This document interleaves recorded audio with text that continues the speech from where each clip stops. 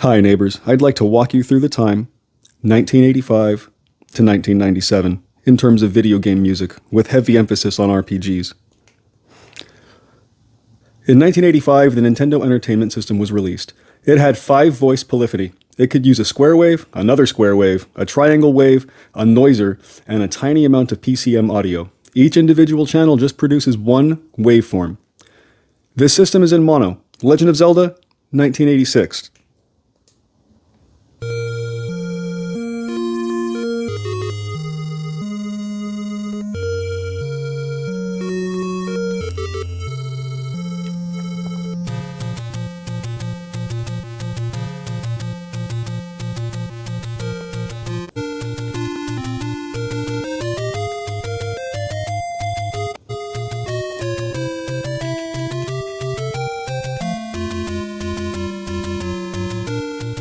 That's really good for 5-voice polyphony, and I think I only hear 4 at a time here.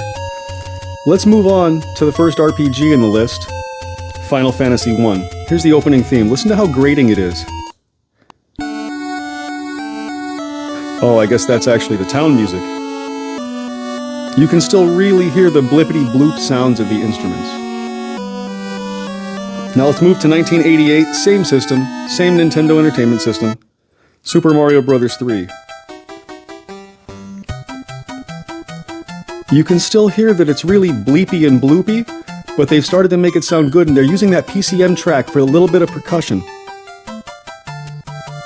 Makes a huge difference. You gotta remember, the PCM audio has to be really, really small for this system because there was just no storage available. Like the biggest NES cartridges, I think, went to 1 megabyte. And you gotta understand, this audio is uncompressed, so like back then, even this low quality audio was very big for the amount of storage the systems had. So let's move on to this one. This one's called Rygar. The composer for this song, he did a few more Japanese games, but he sort of disappeared in terms of video game composition, and I think that's really sad because this guy would have been another one of the greats if he just happened to get his hands on some titles that were released in the West. Listen to this song. This is really amazing use of 5-voice polyphony.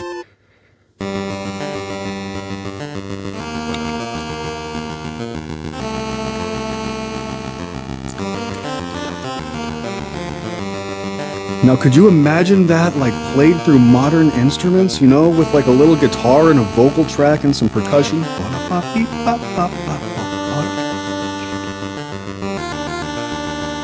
This guy knew how to speak with music, and if you listen to some of his tracks, they're like just this side of hits. This absolutely could be a pop song.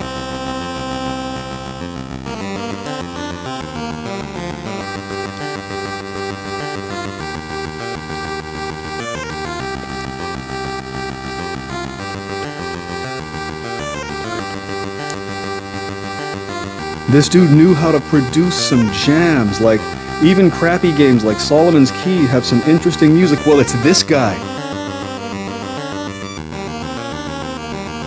I really want to mix this with like modern instrumentation and hear how badass it could sound.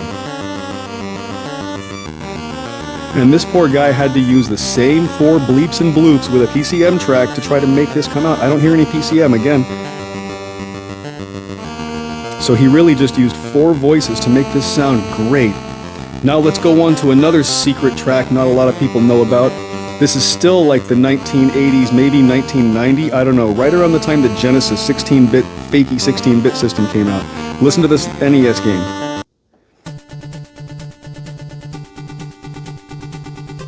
Here's another one where they really know what to say.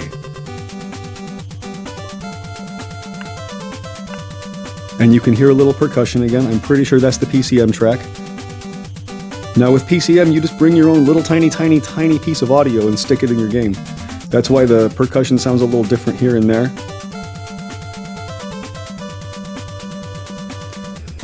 Alright, so now we're still finishing up with the 8-bit Nintendo Entertainment System. 1989, Sega releases the Genesis, right? But you need to understand the technical limitations of the Genesis. The Genesis is still very much a blips and bloops machine, but it has a ton of polyphony. So it's got 10-voice simultaneous polyphony. A whole bunch of them are square waves, triangle waves. There's a noiser, It does have stereo separation, but the stereo separation is really primitive. It's left, center, or right, period. You can't do anything else. A little bit of sound effects are possible. So I'm going to play you one from a game called Pulseman, and then I'm going to play you one from what I consider the best game ever released on Genesis, which is Phantasy Star 4. Now listen to this. It still sounds bleeps and bloopsy. And unfortunately, even though the Genesis was the first 16-bit system out in the West, the sound is what really prevented me from getting into this system. It's just not good. I don't know how to say it. All Genesis music sort of has the same timbre to it. It all sounds like this. Even when you get to the masterpiece, Phantasy Star 4, and you listen to some of their music, it's great. It's like the most the Genesis can do. Listen to this. This was 1993. So in 1993, we're already 2 years after the Super Nintendo came out. I've got to be honest with you, the Super Nintendo literally crushed the Genesis in terms of performance, but even more, it utterly destroyed the Genesis in terms of music, because in 1991, the Super Nintendo comes out. It has multi-voice polyphony, but only 8 voices, but here's the kicker. This thing plays real MIDI-type instruments, like you can pick a percussion instrument, you can pick a timpani, you can pick tuned percussion, you can pick piano, you can pick strings. They start to sound like they're intended to sound like, so listen to this. I'm going to take you through a few different of these games. Here's one from 1991. This is Final Fantasy IV. This is your meanwhile music. In the game, when you're playing through the story, it'll cut to a scene of the bad guys doing something. It's sort of happening as you deal with your part of the quest. Listen to that. Strings, harp. You hear something that sounds like a bass. So the Super Nintendo, I would say, was the first console in which the instrument was serious and grown up. And at the time the Super Nintendo came out, it was like $200. This kind of quality music, this kind of audio quality, general MIDI that sounded good, was, you know, a $500 to $1,000 upgrade for your personal computer at the time. This was not accessible except on the Super Nintendo system. So let's walk through some of that. This is Final Fantasy IV from 1991. Again, these songs are written by the great Nobuo Uematsu during probably the prime of his career.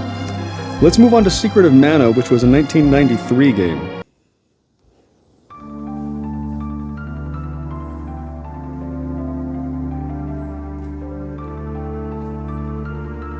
Piano, strings, tubular bell.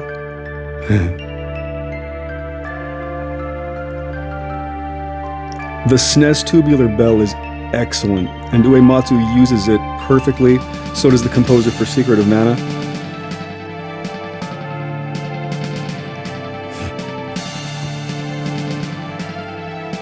All these Squaresoft games, they found all the good composers for these games. So you hear those cymbals, you hear the percussion instruments, you hear the tubular bells, you hear the flute. Like, do you understand how much better this is than what the Genesis could produce? Here, let's get some diversity. Same game, different soundtrack song. This is an overworld map where you're wandering through a forest. Like, listen to this. So you had real MIDI effects in this thing. You could move your instrument all the way to the left, all the way to the right, anywhere in between. You could crescendo, you could decrescendo, you have attack, you have pitch bending, you have some other basic effects. I really can't wait till I get to the part with the pitch bending. Oh, I've got these out of order. Well, even still. So Final Fantasy VI, in my opinion, the single most impactful video game ever released. These are Uematsu's coming up. This is 1994.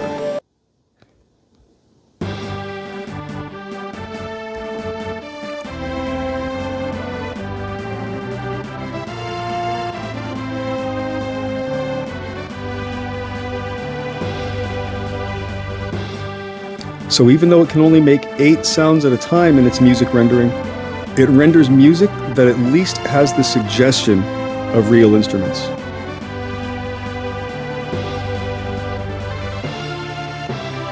And if you've never played this game, Final Fantasy VI, you should really sit down with it.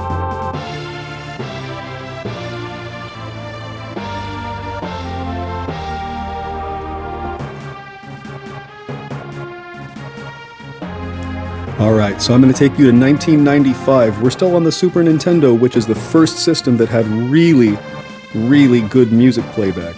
This is Frog's theme from Chrono Trigger, released in 1995. Now, by 1995, the PlayStation is out, so you gotta understand, these SNES games had to be great to keep up.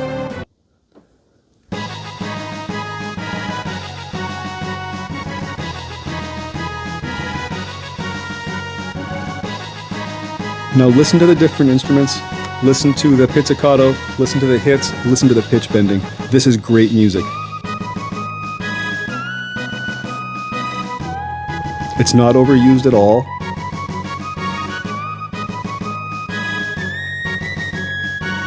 It sounds so heroic. They've done such a great job. So can you see why I say really when the SNES was released was when video game music began to grow up? You need to understand that the composers for these games were already serious musicians with real gifts and talents. The systems weren't able to keep up until 1991 when this platform hit the ground. Finally, I'm going to take you to 1994 when the PlayStation was released. The PlayStation changed the whole playing field because whereas with the Super Nintendo and before you had to have programmatic music, you couldn't introduce sound, you couldn't do any of that. The PlayStation was a whole different deal. You had 24 PCM channels, period. And you could bring your own instrument sounds in with you, and once you used your own instrument sounds, you were essentially putting together what I would call a mod file.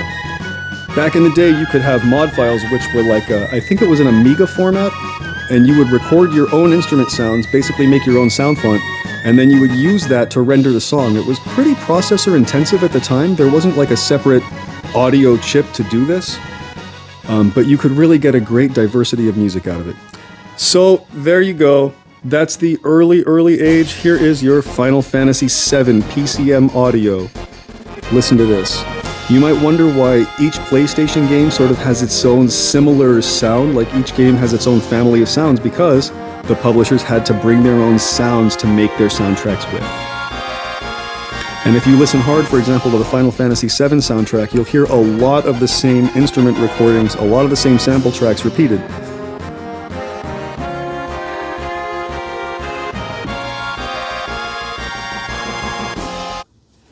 So I hope you liked that presentation. I want you to understand 1985 to 1995 was the single most important 10-year period in the history and the maturing of video game music. You have a wonderful day.